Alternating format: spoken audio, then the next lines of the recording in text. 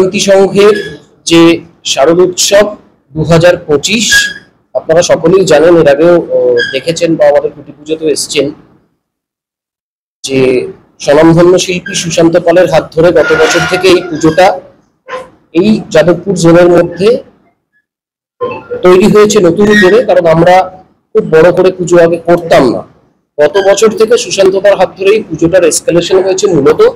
এবং গত বছরও প্রচুর বিদেশিরা আমাদের এখানে এসছেন, প্রচুর মানুষ এসছেন এবং একটা পূজা জোন তৈরি হয়ে গেছে কলকাতার বুকে এই জায়গায়। তো সেটাকে চিন্তা করেই আমরা যারা বয়স্ক মানুষ বা অন্যান্য স্টেটের মানুষ যারা দুর্গাপুজোর ভিড়টা মূলত এড়াতে চান, তাদের জন্য আমরা একটা প্রিভিউ শো করব আমাদের ক্লাবের তরফ থেকে। এবং শুধুমাত্র সেটা আমাদের ক্লাবের তরফ থেকে আমাদেরটা নিয়েই হচ্ছে।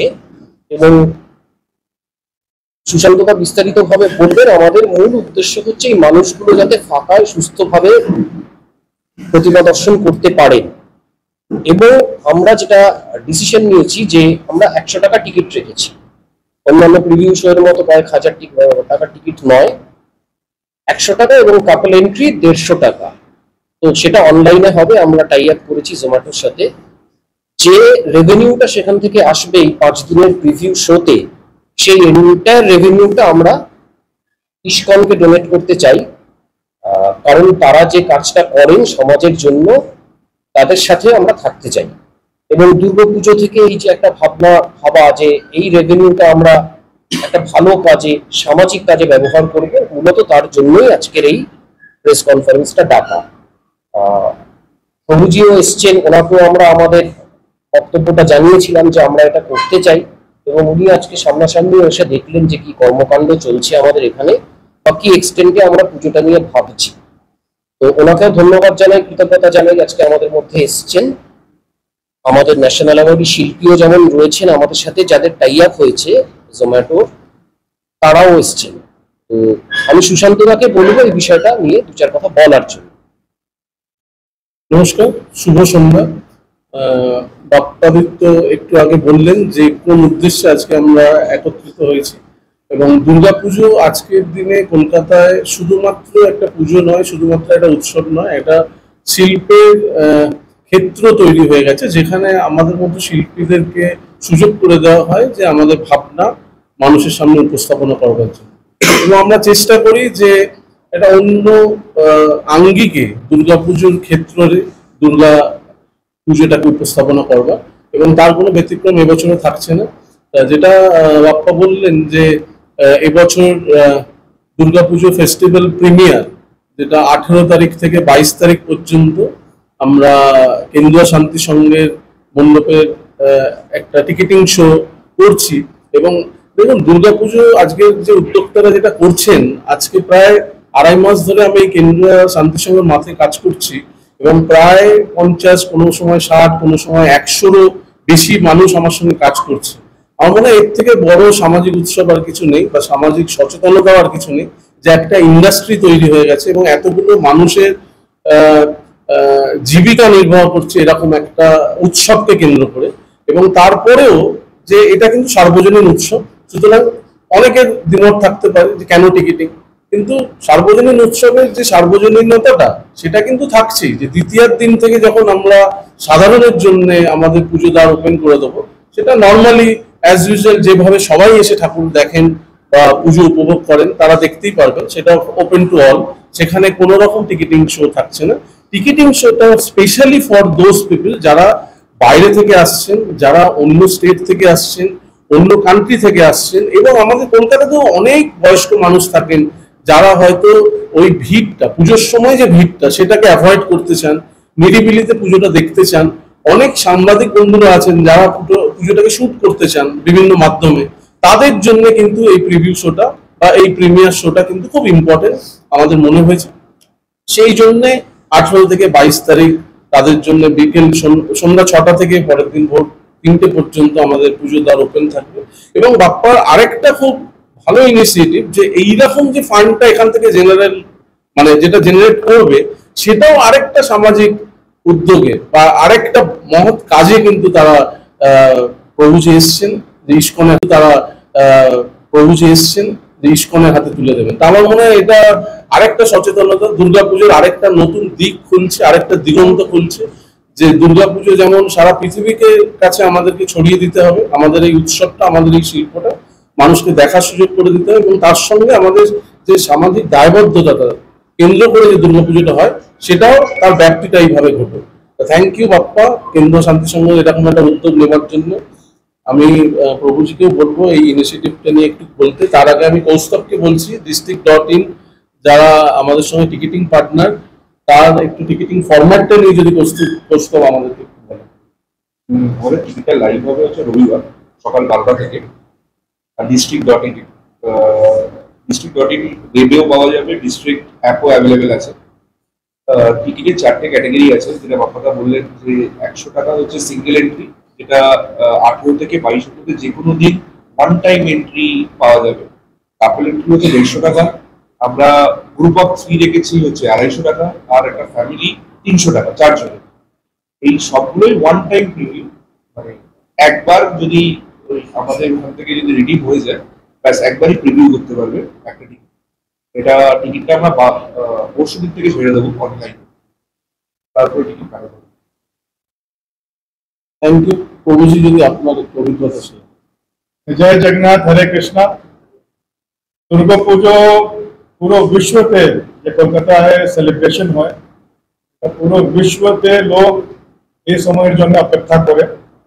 আমরা জানি কি 2019 সালে আইআইটি খড়গপুর একটা রিসার্চ করেছিল। ও রিসার্চে বলা হয়েছিল কি যে দুর্গা পূজার ইকোনমি রয়েছে ওটা 40,000 কি 42,000 টাকা, 42,000 crore ইকোনমি হয়ে যায় 10 দিনের।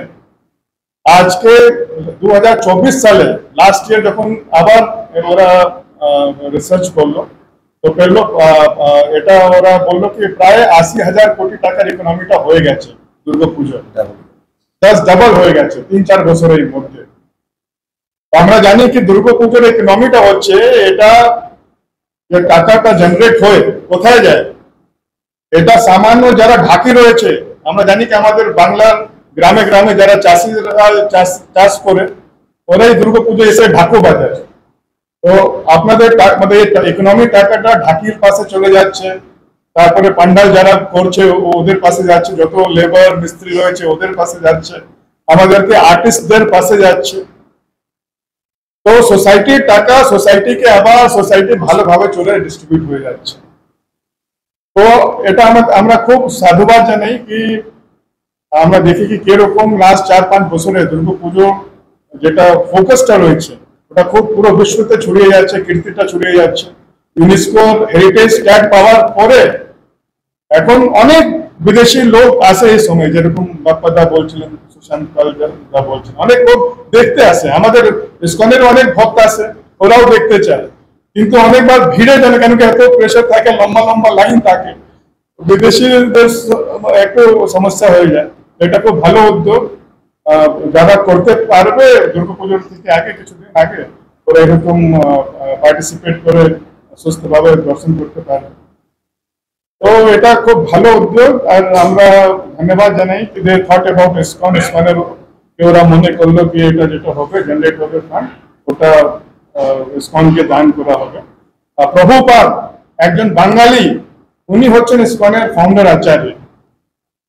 উনি এত বড় ইসকন সংস্থা পুরো বিশ্বতে ছড়িয়ে দিয়েছেন, আর আমরা গর্ব থেকে বলতে পারবো কি যে বাংলার কালচার যদি অ্যাম্বাসেডর বলতে আপনি জানেন তো উনি হচ্ছেন প্রভুপাদ, একজন বাঙালি, টালিগঞ্জে ওনার জন্ম হয়েছিল। আজকে পুরো বিশ্বতে আমরা আমাদের বাংলাতে যে নাদিয়াতে যে ধুতি তৈরি হচ্ছে, শাড়ি তৈরি হচ্ছে, পুরো বিশ্বের কোটি কোটি মানুষ ওটা গ্রহণ করেছে নিজের জীবনের এটা।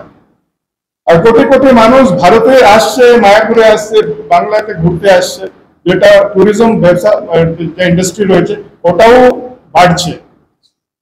তো আমরা এটাই আসো, Bengal is a golden land.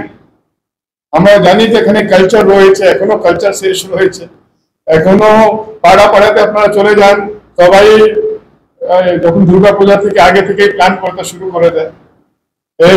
Mobile ফোনের জামানায় অনেক আমরা দেখছি কি ইউথ ইউথ যেটা আছে ওরা শেষ হয়ে যাচ্ছে, জীবন শেষ হয়ে মোবাইলের নেশাতে। কিন্তু এখনো বাংলাতে এই কালচারটা রয়েছে। আমি এটাই আশা করব যে সুশান্ত দা উনি আর লোককে ট্রেন করবেন ইউথকে, যে কালচারটা, যে পাড়া কালচারটা রয়েছে, কি একসঙ্গে আমরা সঙ্গে এসে একটা মায়ের জন্য না হলে আমাদের কালচারের জন্য কিছু ভালো আমরা করি, যে সবাই পুরো বিশ্ব অ্যাপ্রিসিয়েট করতে পারে, আর ওটা ফলস্বরূপে আমাদের ইকোনমিটাও খুব ভালো হয়ে যাবে। সুইজারল্যান্ডের পুরো 100% ইকোনমি ট্যুরিজম ইকোনমিতে আছে, ট্যুরিজম অনেক বড় সেন্টার রয়েছে। তো আমি বাপ্পা দাকে ধন্যবাদ জানাই, আমি ওনার এরিয়াতে আসছিলাম, যাই যখন পাস করি, ওনার এরিয়া অনেক খুব ডেভেলপ, খুব ভালো লাগে সাজানো। তো এরকম আমাদের এক এক এরিয়া পাড়া আমাদেরকে ভালো করতে হবে, কি বাংলার জন্য ভালো হবে। জয় জগন্নাথ, হরে কৃষ্ণ। এবারে কি ভিআইপি পাসের ব্যবস্থা থাকছে এই পুজো দেখার জন্য? এই পুজো যেটা আমাদের শুরু হয়ে যাবে দ্বিতীয়াতে, আমরা উদ্বোধন করছি। দ্বিতীয়া থেকে আমরা যতদিন রাখি, একাদশী হোক বা দ্বাদশী হোক, সেই ব্যক্তি তো মানুষ আসছে। এছাড়া ভিআইপি পাস বলে বিষয়টা নয়, আমাদের কিছু গেস্ট পাস থাকবে।